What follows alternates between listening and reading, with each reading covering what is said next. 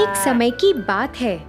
विनायक नगर नामक गांव में 65 साल की एक औरत लीलावती रहती थी। वह अपने 2 बेटों और उनके परिवारों के साथ रहती थी। वह एक ही घर में रहते थे। लीलावती को स्वादिष्ट खाने खाने का बहुत शौक था। उसे अच्छे कपड़े पहनने का, आईने में अपने आप को देखने का बहुत शौक था। जब उसके बेटे काम पर निकल जाते, उसकी बहुएं अपने काम में व्यस्त हो जाती, मगर लीलावती को इस बात की कोई परवाह नहीं थी। बड़ी बहू, ओ बड़ी बहू, इधर आओ जरा। जी माँ, बोलिए। अरे, क्या तुम मुझे वो गिलास दे सकती हो जिसमें पानी रखा हुआ है? लीलावती बहुत आलसी थी। अपने बाजू में पड़ा हुआ गिलास भी वह उठा नहीं सकती थी। वह हर बार ऐसे ही करके किसी ना किसी को बुलाती और उन्हें परेशान करती। उसकी बहुएं उसका कहना तो मान लेती थी, मगर वह भी बहुत परेशान रहती थी, क्योंकि उसे खाने का बहुत शौक था।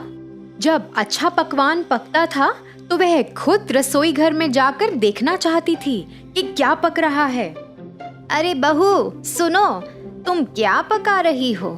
खुशबू तो बहुत अच्छी आ रही है।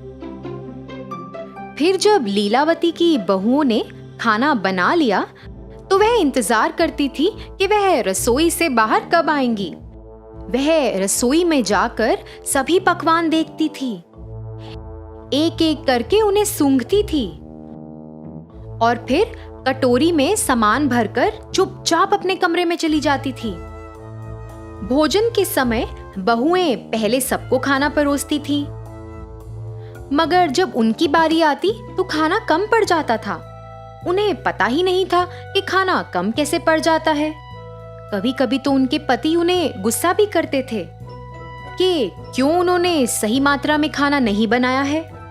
ऐसा देख के लीलावती मन ही मन खूब हंसती, मगर वह अपने बेटों को कुछ नहीं कहती थी कि वह अपनी पत्नियों से ऐसे क्यों बात कर रहे हैं। फिर एक दिन लीलावती के बेटे बाजार से कुछ मिठाइयां लेकर आए और वो मिठाइयां उन्होंने अपने बच्चों के लिए रख दी। लीलावती से तो रुका ही नहीं गया। वह अपने पोते पोतियों के पास आई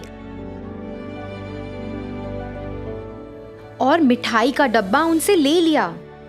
सुनो बच्चों, ये मिठाइयां मैं तुम लोगों में बराबरी में बांटूंगी। चलो, अपनी आंखें बंद करो और अपना हाथ आगे करो बच्चों।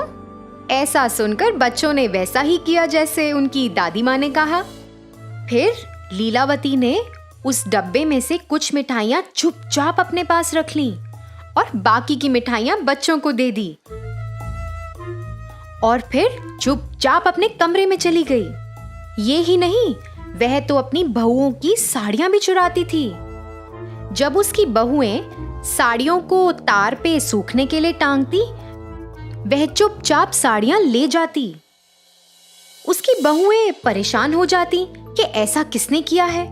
उन्हें लगता कि साड़ियां कहीं गुम हो गई हैं। माँ जी, आपने मेरी लाल साड़ी देखी क्या? मैं कई समय से ढूंढ रही हूँ, मगर मुझे मिल ही नहीं रही। मैंने उसे सूखने के लिए तार पे डाला था। क्या आपने देखी है? नहीं बहू, मैंने नहीं देखी। मुझे लगता है वो पड़ोस की राधा ने ऐसा कुछ किया है। कल मैंने वो साड़ी उसके पास देखी थी।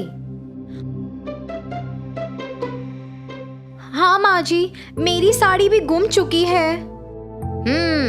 मुझे लगता है ये राधा का ही काम है।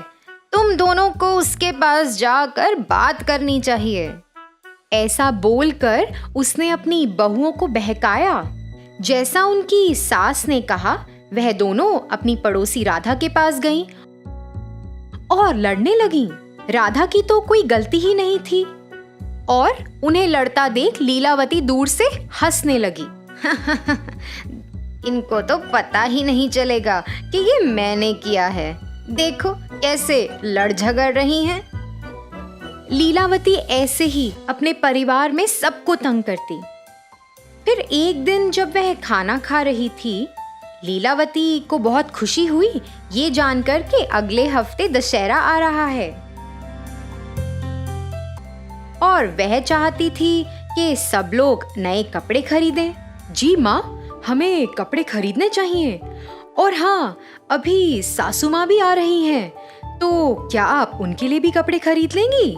वह दशहरा मनाने आ रही हैं। यह सुनकर लीलावती नाराज हो गई। उसे जलन मच रही थी कि वह क्यों आ रही है।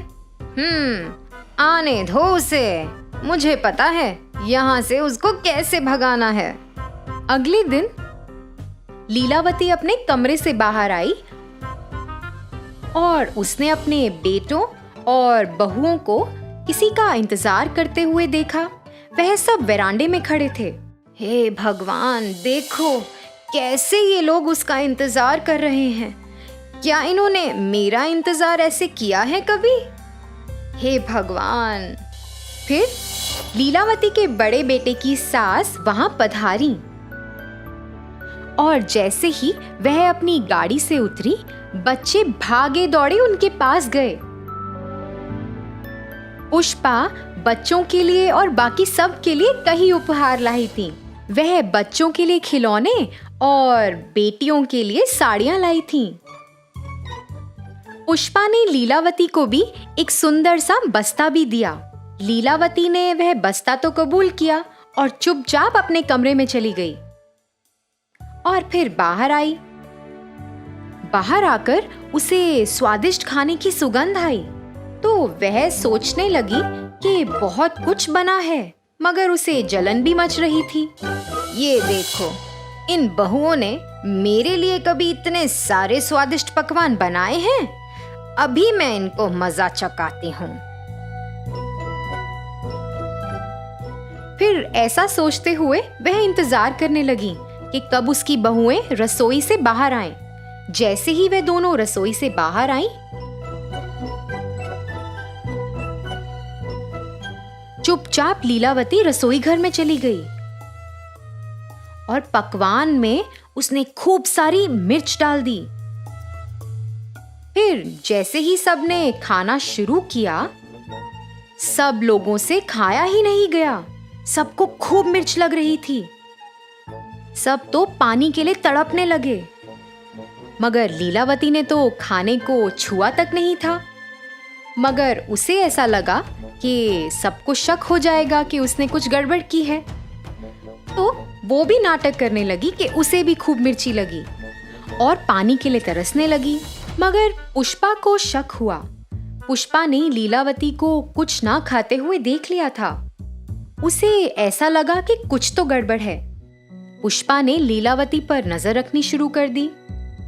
फिर ऐसे ही कुछ दिन बीत गए। पुष्पा ने ऐसा देखा कि लीलावती बच्चों से मिठाइयां चुराती है और अपनी बहुओं की साड़ियां चुरा कर उस बस्ते में रखती है। उसने यह भी देखा कि वह चुपचाप रसोई में जाके सब्जियां कटोरी में भरकर चुपचाप अपने कमरे में आ जाती है।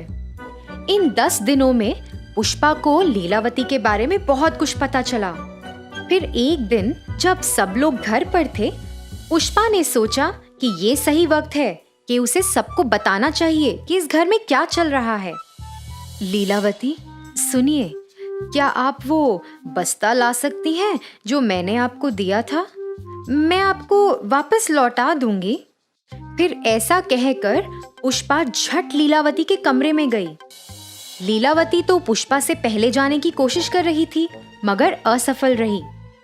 पुष्पा ने वो बस्ता खोला और सब लोग उसके अंदर देखकर हैरान रह गए।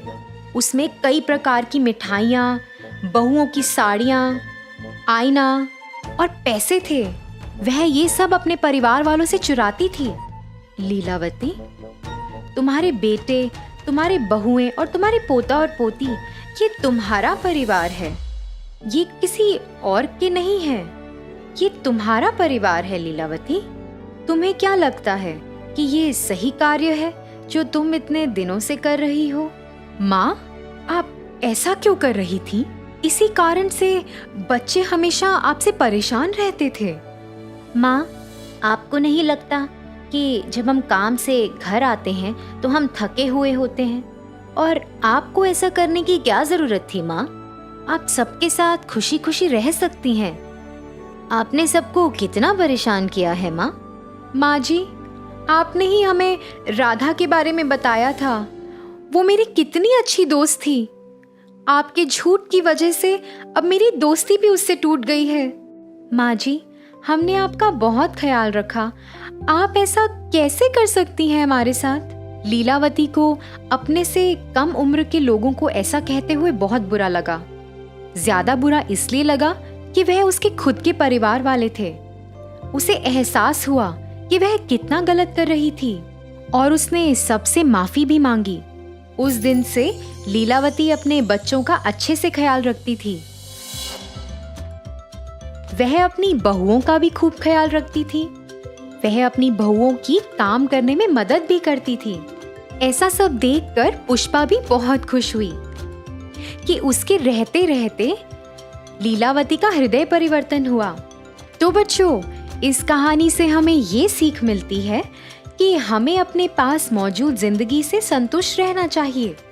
उम्र के साथ हमें अपना व्यवहार भी बदलना चाहिए, नहीं तो इससे हमारे अपनों को चोट पहुंच सकती है।